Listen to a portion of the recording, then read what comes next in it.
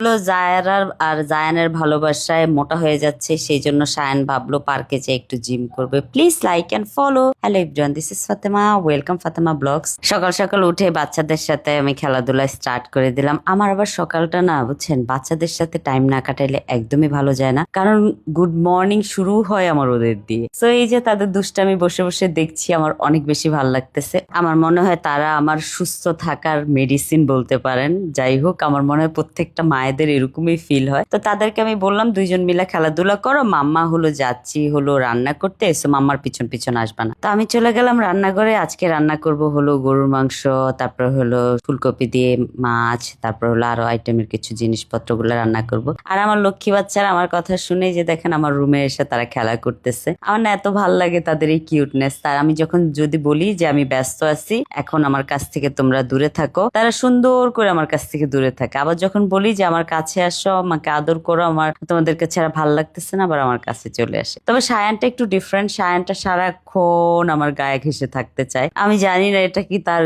Good অভ্যাস না bad অভ্যাস, যাই হোক সে মা ঘেঁষা বলতে পারেন বেশি। তো তাদের দুষ্টামির সাথে সাথে আমিও তাদের সাথে দুষ্টামি করতে ভালোবাসি, কারণ হলো আমি যদি দুষ্টামি না করি তাহলে হবে কি তাদের শৈশবের গুড একটা মেমোরি ক্রিয়েট হবে না। প্লাস হলো মানে আমরা যেরকম ছোটবেলায় গ্রামে বড় হয়েছি, অনেক বন্ধু বান্ধব ছিল, অনেক কাজিনরা ছিল, কিন্তু এদের তো কেউ নাই। এদের তো আমি ছাড়া আর হলো কয়েকজন হেল্পিং হ্যান্ড ছাড়া তো কেউ নাই। তো সেই জন্য আমি সবসময় চেষ্টা করি তাদের সাথে অনেক ভালো টাইম কাটাইতে। তবে কথা বলতে বলতে এই যে দেখেন সায়ান যারা দুইজন কিউট, একজন টিপ পড়েছে, টিপ ভালো হয় নাই, সেই জন্য ভাই বোনকে আবার টিপ পরিয়ে দিচ্ছে। মানে তাদের ভাই বোনের ভালোবাসা দেখে না আমার একদম মাঝে মধ্যে আমি মুগ্ধ হয়ে যাই। তারপর সবাইকে আবার ডেকে নিয়ে আসলাম যে সায়ান যারা আসো আমরা একসাথে খেতে বসি। তো যারাকে নিয়ে আসলাম, আনার পরে হলো সায়ানকে ডাক দিলাম। সায়ানও টুকটুক টুকটুক করে লক্ষ্মী ছেলের মতো এসে বসে গেল খেতে। তো আমি আর যারা বসে একসাথে খাচ্ছিলাম। এর মাঝখানে জায়ান স্কুল থেকে চলে আসছে। এই যে জায়ান বুড়ো, জায়ানের আজকে স্কুলে হলো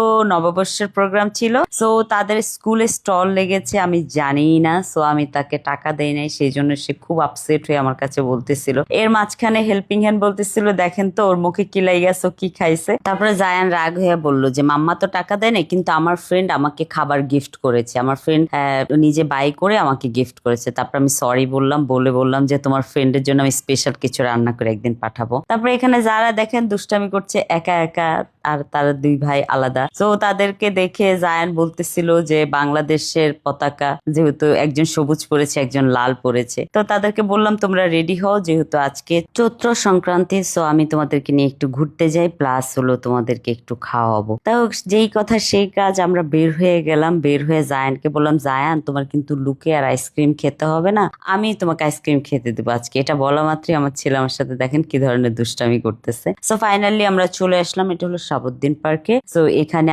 আসার পরে হলো আমরা ভিতরের দিকে যাচ্ছিলাম, আর সবাইকে দেখছিলাম সবাই সুন্দর সুন্দর শাড়ি পরে এসে ফ্রেন্ডদের সাথে ছবি তুলছে, কেউ কেউ ঘুরতে আসছে। তো সায়ান যারা এখানে দাঁড়িয়ে আছে তাদের সাথে আমিও যেয়ে দাঁড়াইলাম। দাঁড়িয়ে বললাম যে আমার একটু ক্ষুধা লাগছে, চলো আমরা একটু কিছু খাই, যেহেতু জায়ানকে বলেছে আইসক্রিম খাওয়াবো সেই জন্য। তো জায়ানের ফেভারিট একটা কুকিজ আছে যেটা জায়ান খুব পছন্দ করে, নর্থেন ক্যাফের। সো চলে আসলাম। সো জায়ানকে বললাম জায়ান কুকিজটা নেই, জায়ান বললো ঠিক আছে মাম্মা নাও। তারপরে এখানে হলো জায়ান আমি সবাই বসে পড়লাম, আর সায়ান দেখেন পানির বোতল নিয়ে মুখে কি করছে, দুষ্ট একটা বুড়ো সায়ান। তারপরে জায়ানের কুকিজ আসা মাত্রই জায়ান কুকিজ খেয়ে ফেলছে। আমি বলছি আমাকে একটু দিবা প্লিজ, সে দিল না।